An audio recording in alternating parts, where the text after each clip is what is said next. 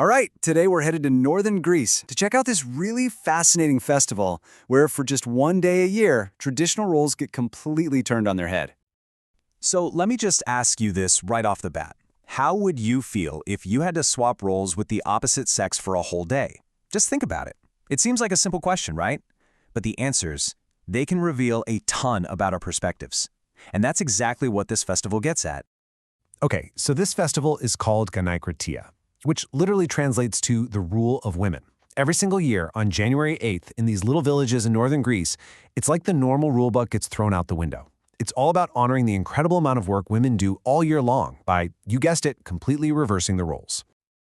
So what does this day actually look like? I mean, what happens? Well, for the women, it means forget the chores. They get to spend the entire day just relaxing, hanging out in cafes with their friends and enjoying a break they absolutely deserve. And the men? Oh, they're at home and they're in charge of all the housework. So you gotta wonder, how do the men actually handle this? You know, this big swap? Well, it turns out their reactions pretty much fall into three different buckets. You've got the guys who are totally embarrassed, then you have the ones who are more relaxed about it, and then you've got the younger generation who are surprisingly open-minded. Let's dig into each of these. All right, first up, let's meet Nikos. He's the perfect example of that first group. The guys who are, let's just say, a little embarrassed and not exactly thrilled to be doing this. He is a traditionalist through and through.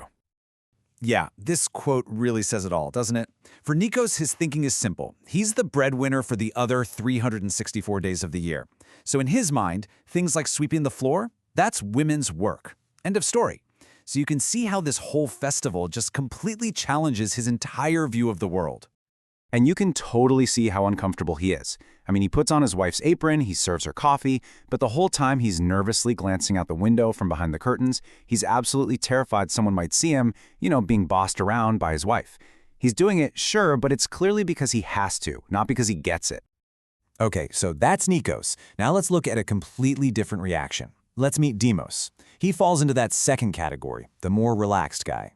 He's definitely more willing to play along than Nikos, but as you'll see, even he has his limits. And this is where it gets really interesting with Demos. He's totally fine helping out with some stuff. Taking out the garbage? Sure. Folding some clothes? No problem. But there is a line he will not cross. And for him, that line is changing the baby's diaper. Nope, not gonna happen. You can just picture it, can't you? His wife, Marina, is just sitting there, watching him totally fumble around with the baby food, trying to spoon-feed their granddaughter, and she's just giggling. It's all in good fun, of course, but man, it really shows just how out of his element he is when it comes to some of this stuff. And that brings us to our third and final group. And this is where you see a huge shift in thinking.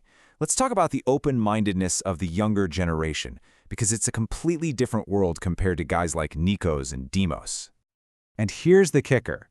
For younger couples, like Demos' own son who lives in Athens, this whole role reversal thing, it's not a novelty.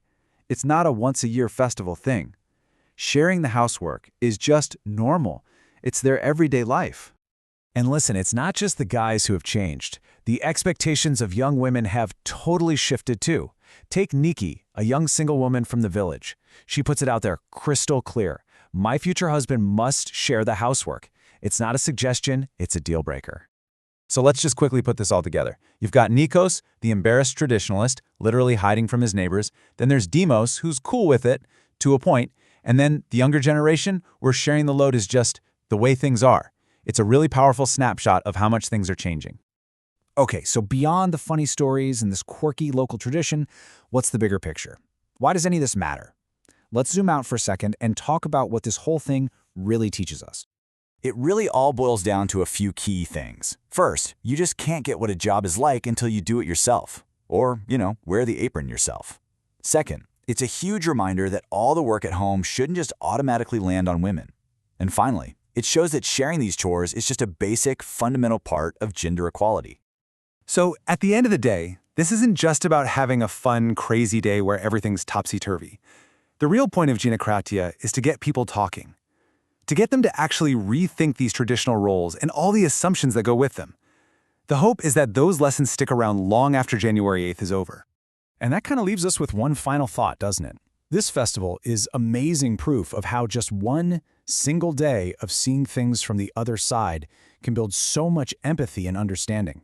So it really makes you wonder, if one day can do all that, what could we achieve if we shared the load every single day?